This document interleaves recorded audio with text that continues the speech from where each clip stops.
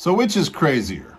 The idea that Kim Kardashian could have edited a phone call to frame Taylor Swift, or Alex Jones having an actual source that says the president walks around the White House late at night naked?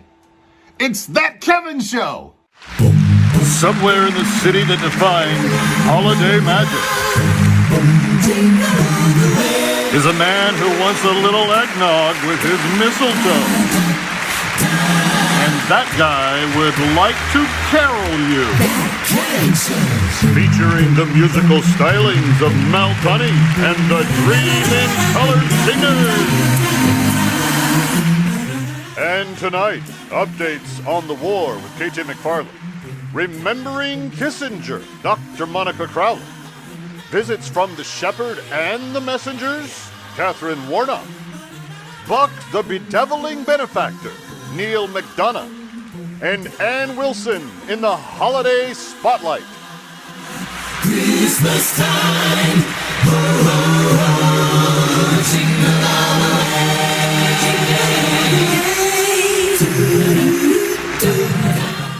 way. Now live from Times Square, where tourists sometimes confuse the pizza rats in Santa hats with Santa's little elves. Here's Papa Elf himself. Here's That Kevin!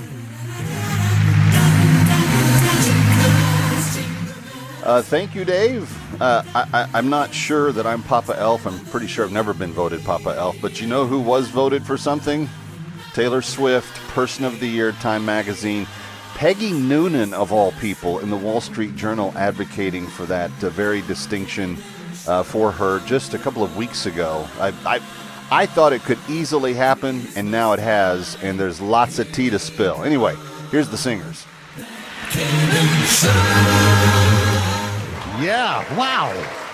Love those guys. Thank you, Mel Tunney. Thank you, Bonnie Keene. Thank you, Kirk. Everyone else that's involved. Appreciate everybody that is contributing to the welfare of That Kevin Show these days. Should I start with the good news? Yes? Because you know how I am. Once I get started on the stuff, I'll get so emotional I won't come. Okay, thumbs up. All right, I've been given permission not to go with the top headline tonight, but rather the very good news that we have just found out, which is that in February of this year, we asked you to join us on a journey to help liberate 192 human slaves, and you have. So thank you, thank you, thank you. It's just an incredible, overwhelming bursting of my heart to be able to tell you that tonight. CSI, our partner in this, Christian Solidarity International, and you and us for, I don't know, the fourth or fifth year in a row, hitting our goal. 192 human slaves have been liberated. And I got a little bit of news. We've just been given word that there are another 15 or 16 slaves that have been identified that need to be freed, and that we still can before the end of the year. And I'm wondering if you didn't give, or if you wanted to give again and you were thinking, this would be helpful. 888-342-1010, 888-342-1010, or go to bringherhome.org. But to get these final 16 names that we've got, to get them home for Christmas, which we have time to do, if you give your gift tonight, we can get those slaves back to South Sudan, back to their families, back to the ones that love them in time for Christmas so that they can celebrate it, because these are Christian slaves that were forced to turn to Islam because of their slave masters, blah, blah, blah. You've heard me talk about it all year. We have time to do this, and the McCulloughs are going to take care of 2 of those. So would you step up and help get the 14 remainders? Are there 14 of you that could do a one-time gift tonight, $250, change someone's life forever, liberate a slave, and give them the freedom that they're looking for? But thank you for getting us to our goal. Amazing, amazing again. You blow me away. You are the most generous radio audience, television audience, combined audience, multimedia audience in existence, and I'm just so grateful for it. Now, we've got a lot to get to tonight. Let me give you a preview. We've got news, and we've got entertainment, and we've got holiday music. We've got it all. In the news tonight, TK McFarland's going to join us. She was the former national security advisor to Donald Trump, Ronald Reagan. She served in multiple White Houses. She consulted with Gerald Ford. She consulted with Richard Nixon. She was in the White House when Henry Kissinger helped solve and by carrying out President Nixon's orders to solve the Yom Kippur War, because America showed solidarity with Israel. Everybody else was scared. It ended the war.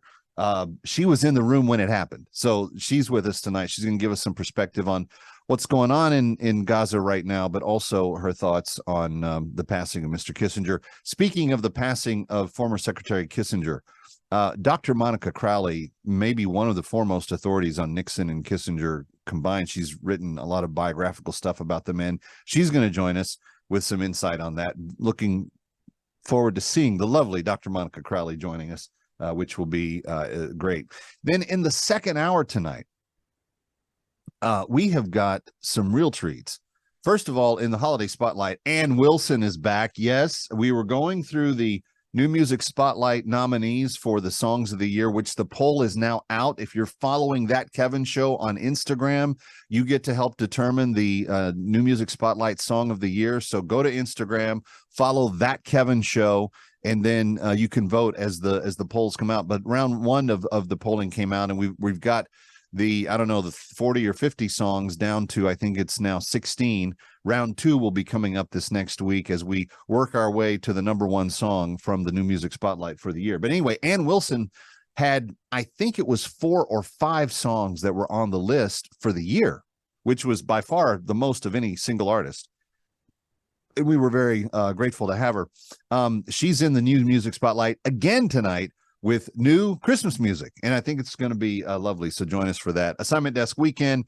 The Holderness family's back. What if Bing Crosby narrated Christmas? What would that look like? That's the thought of the sketch tonight. It's going to be a lot of fun. And Assignment Desk Weekend. Hunter's got a new set of charges. You got all kinds of things going on. That's going to be wild. And then Catherine Warnock of The Chosen is going to be with us. She's going to break down how the Chosen has repackaged their Christmas stories. The Shepherd and the Messengers, they're coming into theaters. We'll talk with her about it, but it's going to be phenomenal. December 12th is when it goes into theaters. It's only there for 5 days, so you got to go see it on the big screen. There's nothing like it. The Chosen Christmas special coming up next week. And then who else? Oh, Neil McDonough, Buck Compton from Band of Brothers, one of my favorite characters in all of serial television. He is a very bedeviling character in his new movie called The Shift that I saw this last week. Blows your mind. What a good movie it is. And that's all I'm going to tell you. But Neil McDonough is going to be with us later in the night as well. So I'm looking forward to all of that. Now, the very interesting thing about this last week is that Taylor Swift was named Person of the Year. And some people are kind of befuddled by that because they're like, well, she's not a news personality. How can she be Person of the Year? But do you know that the concert venues that she went to on her concert tour improved the economy of each of those cities significantly? Like, it changed the revenue models for some of the states for their year-long projections on earnings. That's how much it impacted it. But then she blew out the theaters with her movie version of the concert. She had 5 albums that charted at the same time on the Billboard Top 100. No artist has ever done that. And everywhere she goes, she's just blowing people away. Well, she got named Person of the Year, sat down with Time Magazine. Boy, was her interview newsworthy. If I can just say, you never hear from her own lips like what the deal is. She spilled it all in the Time Magazine article. So that was kind of interesting this last week.